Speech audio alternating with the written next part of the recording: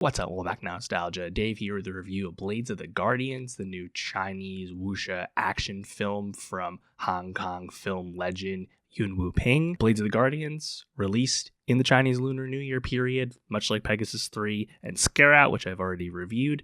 And Blades of the Guardians actually got the biggest release of them all here in the States.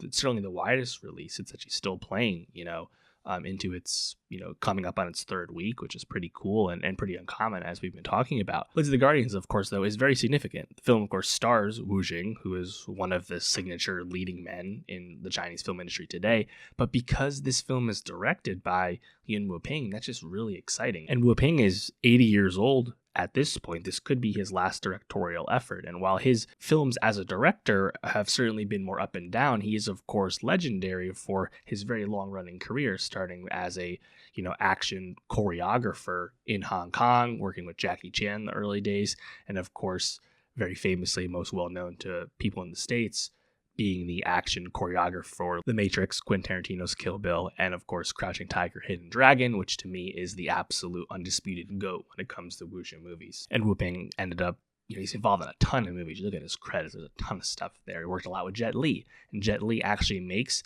a one scene appearance at the very beginning of Blades of the Guardians. This film was kind of billed and sold as starring Wu Jing and Jet Li. Doesn't really star Jet Li. Jet Li has a very memorable part in this movie, but it doesn't star him. I thought that was a little bit misleading. If Blades of the Guardians is the final go-round from Chinese action legend Yuen Woo-ping, this was quite the note to end on. This is an absolutely balls-to-the-wall, epic, stuffed-to-the-gills wuxia movie. Does this film have way too many characters and a really involved and convoluted plot?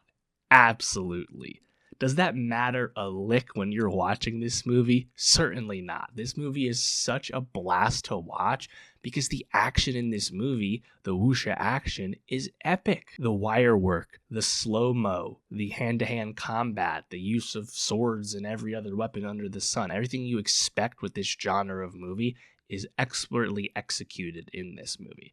There's so many memorable sequences and set pieces. Some are brief, some are quite long and protracted, and most of them really land. The film is based on manhua Chinese comics that I'm not familiar with, so the story and the various factions portrayed I did not have much experience with, but just kind of watching this be an epic road movie, not dissimilar from the plotting of Mad Max Fury Road, really invites you in quite quickly. And Wu Jing, unsurprisingly, is able to really hold the movie and be the central grounding force in a film that has a lot going on otherwise. It's really not even worth going over the plot of the movie just because there's so much of it, but when we kind of get on the road and we have our quest, Jing's character of Dao Ma acquires some companions along the way, you're kind of off to the races. And by the end of the movie, you have an attachment to most of this ensemble, which I think was pretty cool and surprising, given again how little time there is for character work. There are a few brief moments in terms of lulls with the action, which are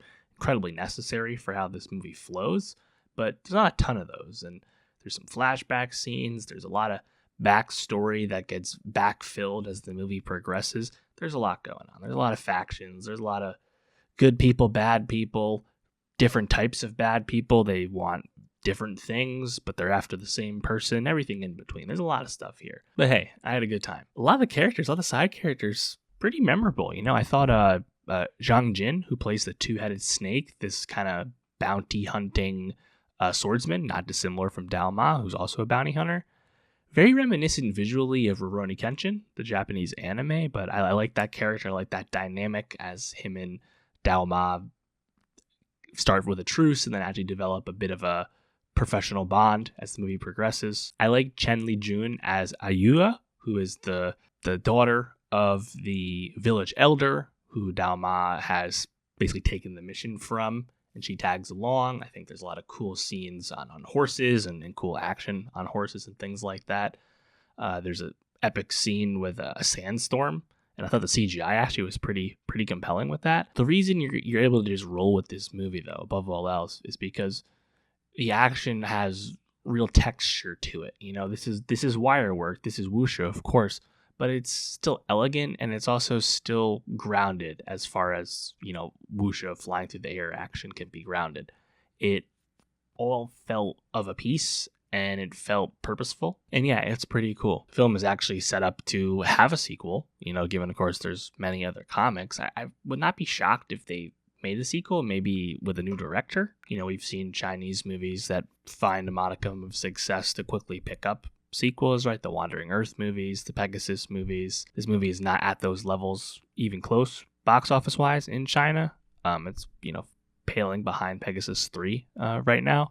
But it's still successful. It's still a hit. And I would not be shocked if they make another one. The Jet Li scene in the beginning, I think, is very memorable. Really good stuff where they write his character out of the movie in a good way, but he also makes a really strong impression as he gives Dao Ma everything he can handle in a cool way. And Jet Li, of course, needs no introduction. Cool to see him, though, flex in that manner, playing an older character, right? Jet Li is now an older man with a lot of miles on his belt. It was cool. Let me know, though, what did you think of Blades of the Guardians? Did you appreciate the wow factor of this movie's maximalism like me? Let me know. And for more movie reviews, subscribe, and I'll see you next time.